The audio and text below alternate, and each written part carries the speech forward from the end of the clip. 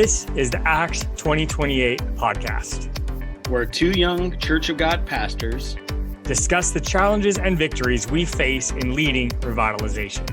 I am TJ Samuelu. I am Brian Seidel. I am in an urban context in Seattle, Washington. I am in a suburban and rural context in Boise, Idaho. I am in a liberal state. I am in a conservative state. My ministry background is in missions. My ministry background is in youth ministry. And yet we are both in our first lead roles. To help God revitalize the existing church in the Pacific Northwest. We are helping each other. And you. To truly live out Acts 2028. Well, TJ, here we are again, on to our next episode. And, we always have a lot to talk about and always are excited to get together and just kind of share what's going on in our life and faith and leadership in our churches. But, again, we left off on our last episode saying that we were going to talk about our online presence, how important that's been, and also the ongoing deal with COVID and how we're dealing with that. However, this last week, we were both kind of thrown a curveball in some ways. And again, we shared our stories and how we met each other and have interacted through different ways. But again, our stories crossed, right, in the fact that we both worked at the same church, not at the same time, but in the same position at different times. But again, there was a man in that church, very prominent member, and at that church at Cloverdale in Boise that suddenly passed away. And so it was a shock to everybody, really. And but also, again, he was a huge influence in that church, a big influence for you and I both. And so we attended his funeral actually together last Friday. And again, as we've shared, I think our audience knows we live in different states, right? We are not close to each other. We can't just grab coffee all the time. But again, we were together last Friday for Mel Snider was his name, for Mel's funeral. So today, like I said, as I think we just need to take a pause, right? Because in the midst of this, flexibility that we've dealt with. And again, you literally got on a plane and came, for his funeral. And again, I drove, so it was a little closer for me, but yeah, again, we were there together and, again, we got this shock, right, of Mel's passing. So what do you think? Should we just talk about him a little bit today? Yeah, I think it creates a nice little, like you said, an intersection between both of our ministries and another relationship that we're both tethered to. That's a commonality or common ground. But I think what's like maybe important that maybe would arise from this is the fact that as pastors now too, in the roles that we hold is, senior pastors or lead pastors, it is very important to have people like a Mel Snider that are lay people that are there for leadership. And you even have a scripture probably that we're going to go over here a little bit later that will speak to God's word about that. So don't just take our word for that. That's found in the Bible, and that's where this stuff is kind of a derivative from is, we're going back to the word for these things. But I think also it's important to hear our heart and to hear the significance or impact, because maybe there's people that are out there listening that maybe aren't pastors, maybe they're supporters in our congregation, but they're looking at how can I get involved? Like, how do I engage in a meaningful way? And I know that that's been like a really tough thing, even for men sometimes to grasp. If I don't play in the worship team, if I don't pass around an offering plate and stuff like that on Sunday morning, what is my role besides just bringing my family? And newsflash, we don't even pass around offering plates anymore because of COVID. Another one of those things we'll get back to probably. So so how do we engage? How do we use our gifts with a kingdom mindset? And part of that is just to expand our bandwidth to reach people. And I think that's what that was a celebration of life. And on this side, I think you would probably echo the same sentiment is when we have a moment like this, and even though it's bittersweet, when we lose someone that we're so close to, that's meant a lot to ministry, it's bittersweet because we know that they are running the race to win the prize, and we know that that's not here. And so even though it was hard, and like you said, I bought a plane ticket Thursday night and was there Friday morning, so I had to call. I couldn't even book it online because it was less than 24 hours of checking in. And but God provides, and I was glad that I was able to do that. So yeah, let's jump into it. So yeah, definitely. And again, like we said, Mel he was a very integral member of the church at Cloverdale. He was, and again, like you said, he was not on staff. He was not a pastor, but he was a lay leader. Most definitely. He held lots of different roles within that church. I know while I was there, and just as we heard at his service, and I agree with you, that was not a funeral. That was a celebration of a life well lived. It was a celebration of him being with his God, right? Receiving his full reward of heaven. One of the things, again, it was just a service that I felt just really honored his life, and, and again, obviously, right, like you said, it's bittersweet. I mean, and all of that, but definitely, as you know, especially as pastors, I think, we've done a lot of funerals, we've attended a lot of funerals, and there's a very big difference between a funeral and a celebration of a life well lived. Yeah. And, definitely, Mel lived life well. He loved God and he served God well. And, even in the midst of that, and to say that, even as we talk about Mel, and to say again, Joy, his wife, she was obviously at the service and there. Absolutely. And but again, was one of the things about Mel that I just appreciated so much was, and it was mentioned in the service, but how seriously he took his marriage, how close him and Joy were. Again, that they, and even that they did a lot of these things, and I'm sure we're going to talk about that Mel did for us and for the churches they were in, but they did them together. They did them as a family. And again, that was a great example, even of how do you do family well, and how do you do marriage well, and, seeing that about in his life. And so, again, just to think about that, just kind of, what was Mel to each of us. And I think, again, when I went to Cloverdale, Cloverdale was my first full-time pastoral position.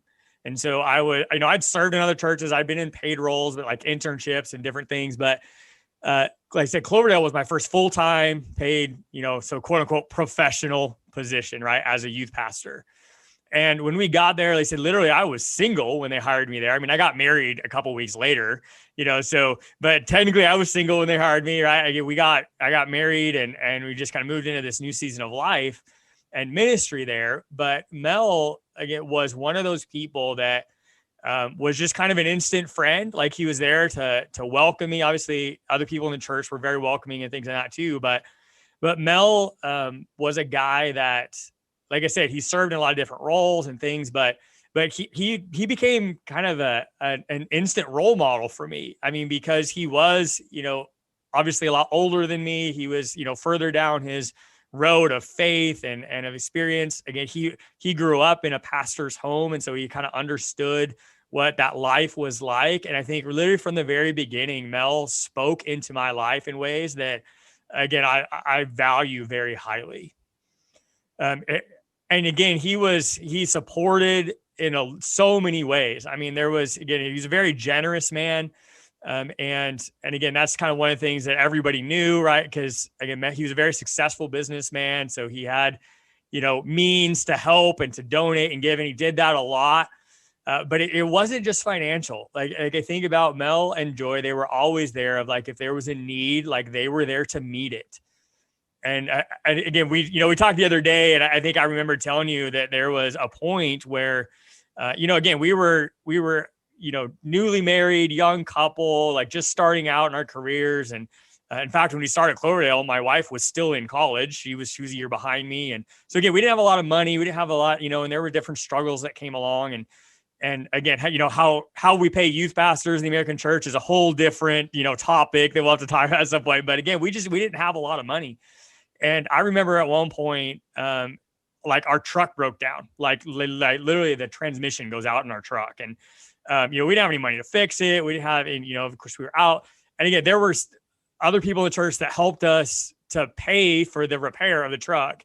But then we were also down a vehicle, and we in that, and like Mel literally just, hey, what's going on with your truck? And told him like, well, we kind of got it figured out. And he's like, well, do you need a vehicle? I'm like, well, yeah, like we're down to one vehicle. My wife's got to get to her student teaching, whatever. And he literally tosses me the keys to his truck and says, here you go. Use it as long as you need to. And I mean, I literally drove his truck for a couple months, right, while they fixed mine, and put a new transmission in it and all this stuff. And like I said, he was that's just the guy he was, and that was just one example of what some of the ways that he supported me personally. But again, but it wasn't just me. I mean, I saw him do that for so many other people, very similar things.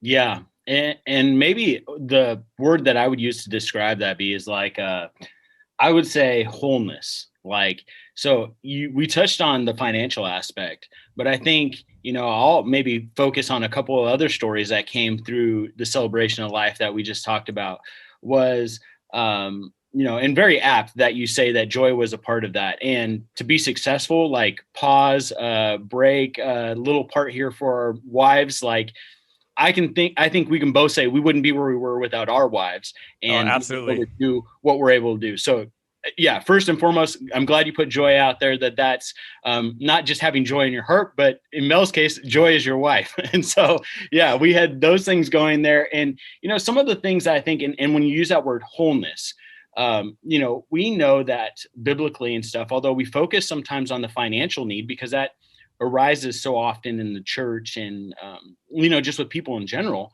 But the wholeness piece that came out of that in two different parts were his first pastor that was there in Idaho, Jack Reisner, who now works for Convoy of Hope. And we worked with him on the mission side. You talk about the youth side, I talk about the mission side, and they do crisis relief. But he was Mel's first pastor in Boise. And so he got up and spoke to the fact that one of Mel's daughters were babysitting his kids. And apparently she didn't like the snacks or the lack thereof in their pantry. And so like one of the things that he did was like the next day, Mel came to the house and asked his wife, do you trust me? And she was like, I think so. He's like, well, then go in your room, shut the door. Don't come out until I tell you to. And what Mel proceeded to do was he had taken his kids to go to like Costco and different stores to not only get them things, but to like get them food and meet them at their point of need and say like, hey, here's a bunch of food, and then left. And she came out to, a stocked pantry.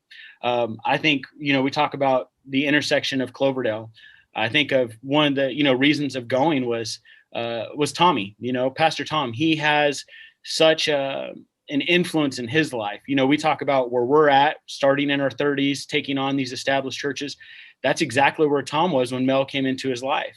And so I think that that's pertinent to, share people that came alongside him. And at that point, Mel was just probably, about 40 himself. He wasn't a really old man at that point. So, you don't have to be old, like in the sense of not that, 40 is even old. We're there now. So, but those things yeah, we are, are that big of a thing. But, for one of the things that Tom mentioned, and this goes to that wholeness piece, is that when Tom lost his son and when they had the terrible car accident, that Mel and Joy were with him and Denise for like 72 consecutive days. Like they just didn't let them out of their sight as they were grieving and wanted them to be able to walk through that and to undergird them. And so like, if you think of somebody in your part, or if you're somebody in a congregation and you're just thinking like, how can I do this? I don't have a ton of resources. I can't compete with a Mel Snider and stuff like that financially.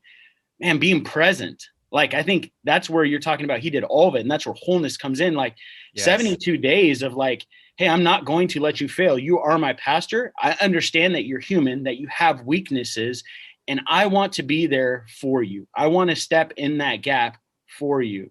And so I think that's one of the things that I kind of took away was the wholeness piece, that Mel was always there. If you ever left his house hungry, that was on you. Like it wasn't because of Mel. Like I think one of his sole abilities was, if I stayed in Boise longer, I would have been 300 pounds and rightfully the heir of my Samoan roots. I would have been a big boy. But as Lord saw fit, that wasn't the case. But man, here's a guy that really did get that. I mean, embodied, we talk about gifts, hospitality, all those things. And so maybe I'll throw it back to you a little bit there, but I do have one more thing that I want to ask you a question after that. Did you have anything you want to tag on to that? Yeah. Yeah. No, I think, yes, I do. To answer your question, I do have want to tag on to that is that, again, he was a man that, like you said, that wholeness of character. And again, he was a man that, again, was blessed financially, and he blessed a lot of people with his financial resources. But again, it wasn't just that. Again, he helped in so many ways. Like I said, he filled a lot of different roles in the church. He was very encouraging, right? Again, he was serious about his own walk and faith with God.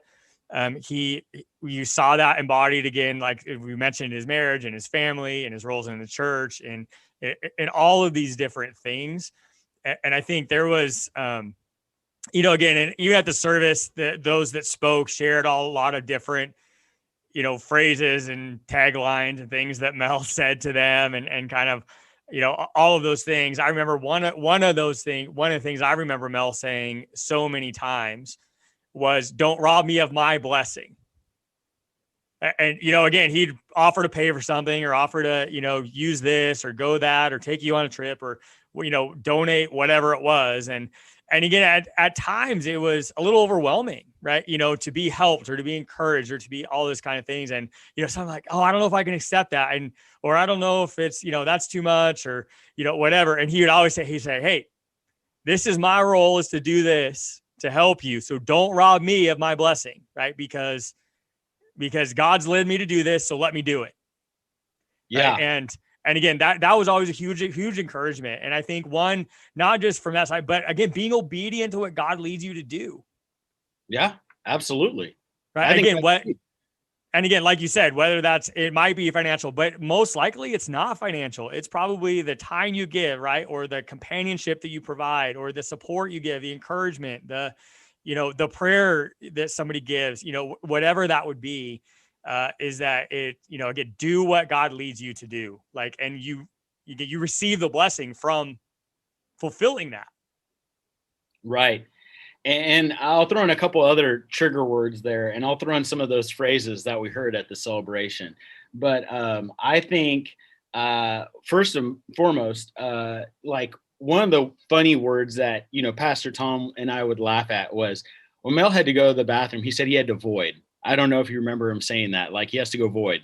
And like that was the first thing that came to mind when I like heard of his passing. I was like, man, that's the first time for me that void and Mel has really made sense besides just the bathroom. Like, man, like how are we going to fill this void? And I don't think that you can, but there was solace in the fact that he was able to move on. So that's one thing. Another phrase that was used was because he was an optimist. Like he was always the one pushing. Like when you look at Cloverdale, they wouldn't have the sanctuary, the new side that they have. If Mel wasn't a catalyst and saying, look to the future, I think God is calling us to more. We're going to go into deeper waters with him, and he's going to be there to provide. And so like, I think having optimists around you, again, like we're just outlaying a couple of ways that people can engage in a meaningful way. Like if you have a positive attitude and outlook on life, that is contagious and that is great. So bring that to the table.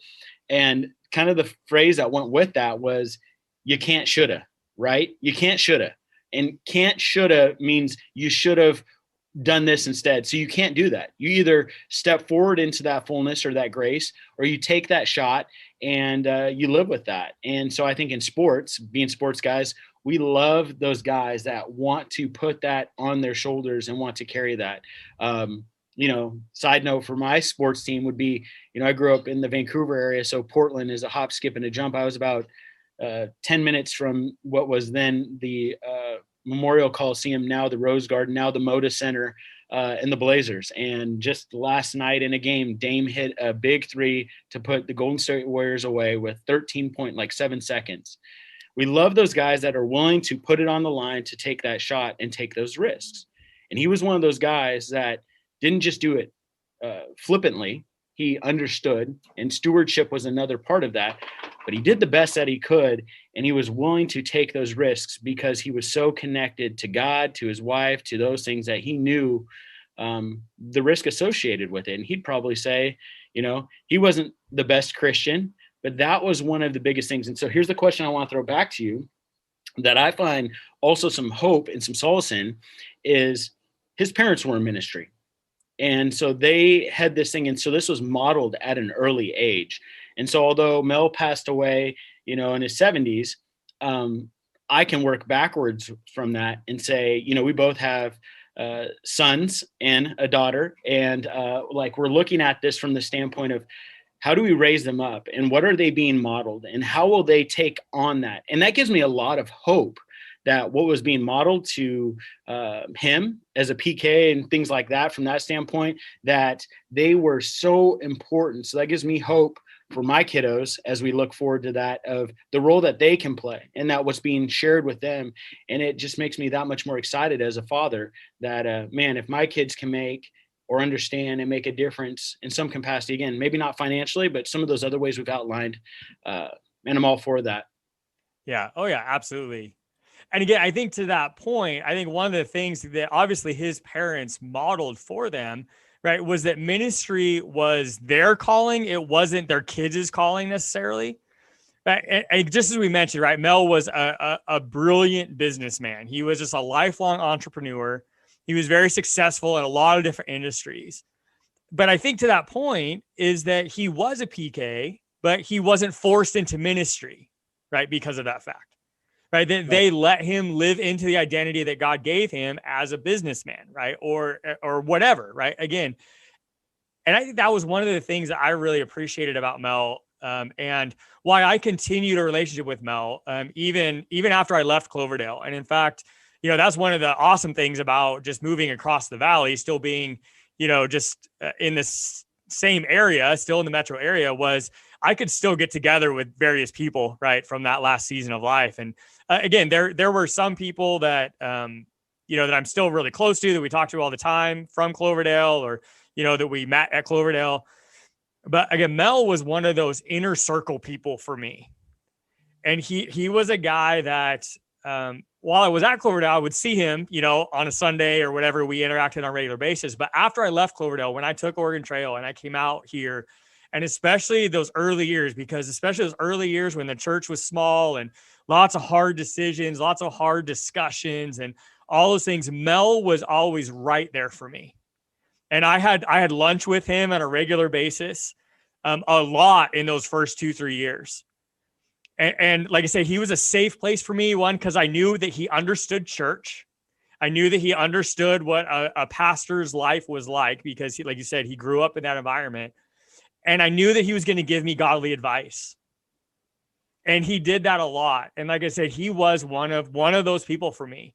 And again, I think that brings up the bigger concept of saying, no matter where you're at in ministry, whether you're a professional pastor or a lay leader or whatever role you have in your church, especially in the established church, if you're in this revitalization type of moment, is that you need those people in your life. You need the inner circle of people that you can confide in, that you can talk to, that you can get advice from, and that you trust they're going to give you biblical advice and godly advice and wise advice.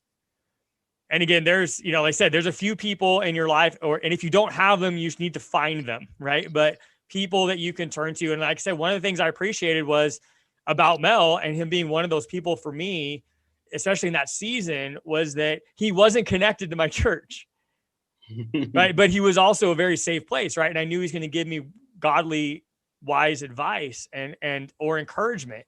And so sometimes, like I said, I would just go and I just had to vent to him. Right. But it was a safe place to do that because I knew that he had my best interest in mind, and he was not directly connected to any of those people or those situations.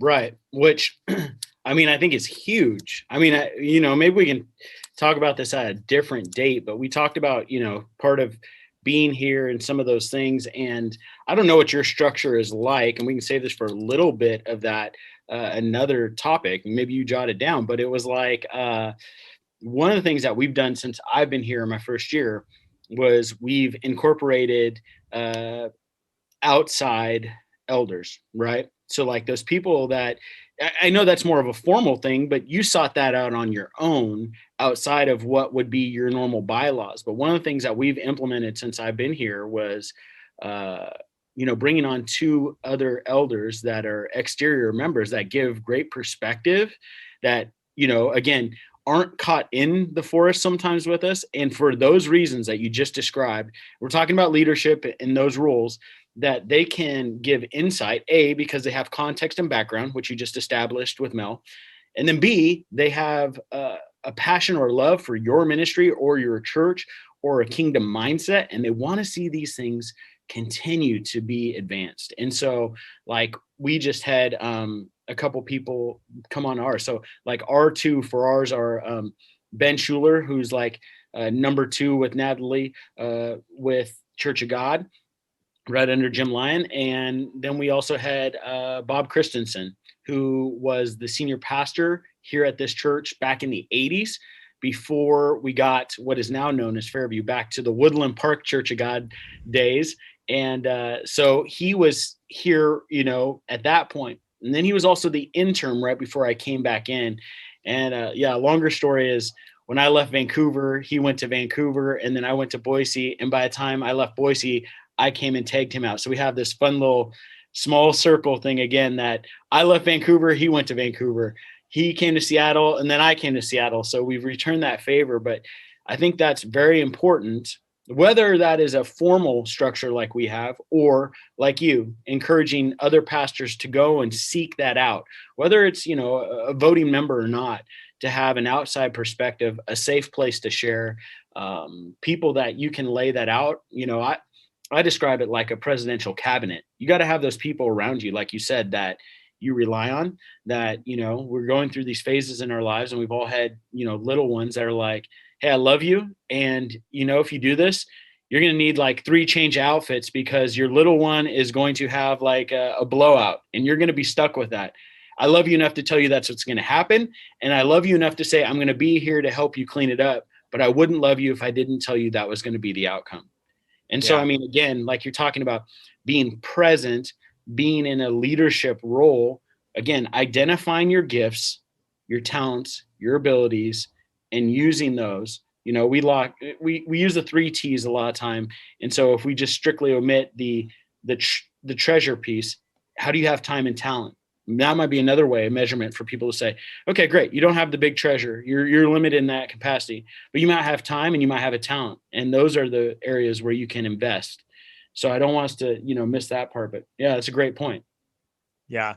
So again, just as you said, right, like leading into that, there are lots of different gifts, right? There are lots of different abilities. I mean, God has created us all different, with different, you know, gifts and resources and kind of all those things. But yeah, he brings us all together in the church. And that's again, well, I think one of the awesome things about the established church, and as we talk about, again, we're in established churches, is that these churches have histories, right? They have people that are attached to those years and to those seasons and to all of those things. Again, in fact, I literally said in my sermon on Sunday to Oregon Trail that of how I completely see this point is not lost on me, of the fact that in this current season of Oregon Trail, right, that one of the reasons we are thriving is because of all of the wise, godly decisions and sacrifices that were made by people that came before us.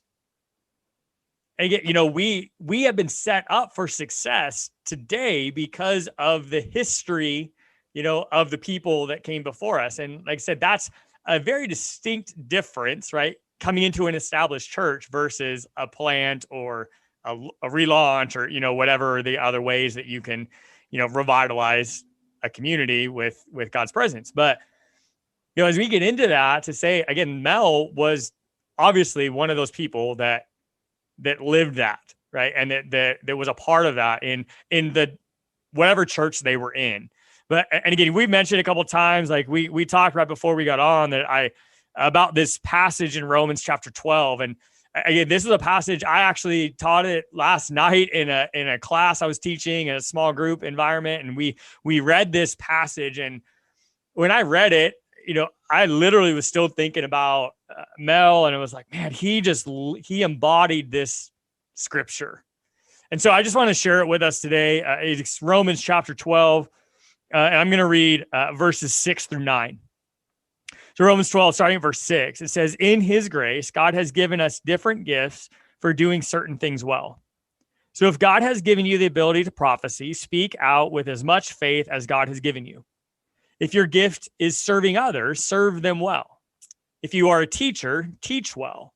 If your gift is to encourage others, be encouraging. If it is giving, give generously. If God has given you leadership ability, take the responsibility seriously. And if you have a gift for showing kindness to others, do it gladly. Don't just pretend to love others, really love them. And again, as I read those verses and I was like, man, like Mel did all of those things really well. Like anything he did well. And again, I'm sure there were things, right, that Mel wasn't good at. Again, he wasn't perfect, and there were times when I saw him get angry or upset or whatever over the years. But again, just especially that verse 9 just really stands out, right? Is like, don't pretend to love people, but really love them. Right. Well, I have the NIV translation in front of me, and it says it this way: love must be sincere. Hate what is evil, cling to what is good. Has to be sincere. It's not just a token or something like, I wear this reminder on my wrist, and it's a bracelet, and it says love. And that's basically what they're going into there in Romans is love. And we know that from another verse that the greatest of these is love. And so, like, I think in the midst of those things, when you talk about faults and failures and those things, which I have more than probably most people, but in that, the greatest thing is love. And I know that to be true from, gosh, not only from a layperson standpoint, but if you can love your people as a shepherd, we're talking this Acts piece that, this is the whole premise for this. If you love what you're entrusted with, gosh, that will cover so many things. Like you could be deficient in some other areas. And I think, as we create these churches and, there's always going to be a split and a divide on so many things in the church, whether that's not enough hymns, more hymns, you didn't have, a foot washing service leading into Easter as we get to go in there. Or why didn't you have that? There's a lot of things that could create division within people. Yeah. But if they know that you love them, specifically as a pastor or as a parent in this instance, because another one that was able to share was one of Mel's sons, Carlisle. And he was able to share that, the love of a father. And I think if those are the legacy pieces, whether from a father, because we know that is very simple, like one of the first verses people learn, for God so loved the world that he sent his only begotten son, that whoever believeth in him shall not perish, but have everlasting life. And we know that's in John 3:16, but we see the Father send his son and the relationship and the love that has taken place in there. Man, like that love. It's unconditional. On the cross, it was undeserving and unwarranted, but it is the thing that is the grace. And so if there's like one thing that I can share in the midst of all of our follies, if people know that you love them, that will go a long way in the grace department for the fact that, or maybe this one, I know you don't get this, Pastor, I don't know if that was your best sermon, or whatever the case it may be, that if it's that part, hopefully what is shown through is the track record, the consistency, the love that has been there. And so that's been established, that's been well documented. And man, I think that love is received, when Mel finished his race and he heard, well done, good and faithful servant, with love. And so I think, man, love is such a pivotal word. And again, if Mel gets angry and those things, I do that from time to time. Not always over the Boise State. Maybe that made him frustrated, but I have my other failures in that department or category. So I'm passionate. Yeah, I will definitely say, again, Mel was definitely passionate about the Boise State Broncos. And I think we realized I get to say that, like, the last time I talked to Mel, literally it was about just a couple weeks before he passed. And And again, I had this prompting of the Holy Spirit to call him. And again, I didn't necessarily know why. And I remember I even called him. I was like, Mel, I don't, we hadn't talked for a while. He had some heart things and procedures and stuff going on. And with COVID and different things, we had stayed in contact, but we had not met together, right. In a while. And like I said, I literally told him, I'm like, no, I don't know. I felt like God was really leading me to call and to talk to you today. And, like I said, we talked about lots of different things. And, now I look back at that and I literally told Maureen after the funeral, I'm like, I am so thankful that I called him that day. Right. And then I had that last conversation, obviously not knowing it was going to be the last conversation. I mean, literally one of the things we talked about was when we were going to get together again, for lunch and that stuff. So again, it was a shock to him as well, obviously. But a part of that conversation, I bring that to say, because literally half that conversation was about Boise State Broncos and about, the coach had just left and who's going to come in and what, all those predictions of what was going to be next and all those kind of things. And again, he was definitely, passionate about that. But like I said, just as I said, he was passionate about everything he did. He didn't have to do anything. Yeah. And that was, again, very, just one of his best aspects. Right. And again, and I believe one of the reasons he was so successful in everything he did, whether it was his faith or his family, business, church, whatever it was, right. That's just, he put it all out there and he was all in. Yeah, absolutely. And I think more than ever, I've felt that piece where we're at. I think as pastors and as leaders, we have to be all in, and we can't be divided. Whether you look at that from the standpoint of you can't serve two masters, but truly you have to be all in your ministry as well. And that's a constant reminder, I think, I don't remember what the phrase was. You probably heard it as well, but it was, if something's worth doing, it's worth doing to excess or something to that regard. Right. Yeah. And so, he was that type of person, man, I'm going to go all in. And I'm going to give it the best opportunity. And there's something that you can respect about that. Again, taking it back into the sports world for me is you can walk off that field knowing that you gave your best. And I think that's where, again, that makes some of these things where Satan in a moment where we're in, and, like you said, we'll talk about at a later point, what COVID has done for isolation and keeping us segregated, and he can do his best work because we can't assemble as the body, and he can try to lie and, allow us to not point to true north and to, slap me around a little bit and say, hey, straighten up.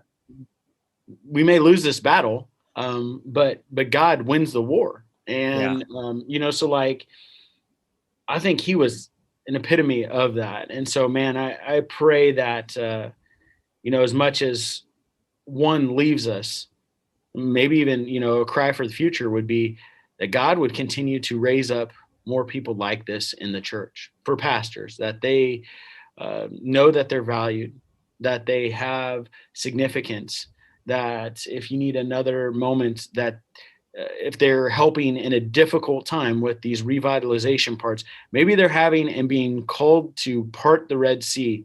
Maybe they're the people that come along and hold your arms up when you're tired, right? If you're a pastor or if you're looking for a role, and how do you do that? Man, maybe you don't even have to have a purpose. Maybe just go hang around your pastor and say, how can I help? How can I get engaged? What is God speaking to you? Where's an area that you feel called that you're not equipped right now to get into? And then help drill down on that. Make that a reality. If that's something that, and maybe it's not you, maybe it's the conduit. The old thing, believe it or not, for if there's young people that are listening to this, including millennials, before there was social media, networking was a real tool that you did by word of mouth. You went and connected with people. We didn't have Facebook. We didn't have these things. Yeah. Or as I tell my kiddos, book face, because I really have no presence whatsoever. So not from an ignorant standpoint. Courtney, my wife, she's the one that handles that and does well and keeps people informed from our family, but it's just not my thing. So yeah. So on that point, if for people that follow our podcast and all of our social media platforms, now you know who's doing that, right? It's not TJ. No. And also there's a reason why TJ's never tagged in any of our posts, is because he's not on any of these platforms. But which I just had to throw that out there for our audience to know the truth. But yeah, absolutely. I said, look, Bri, I will do this, but I am not the social media person. Not because of lack of talent that I couldn't do it. Man, I just think honestly, it's a gateway drug for me in some regards too. Like, yeah, man, totally. I've got so much on my plate. Like, if I start with that, I feel like I would have to, like, being in the Easter season, that'd be like one of those things I'd have to give up for Lent. Like, I spend like an hour each day on these platforms. I just don't have time for it right now. Maybe someday, maybe I will. But yeah, right now, no shame to those that do. Like I said, my wife does, but for me, I just don't have enough time for it. So, yeah.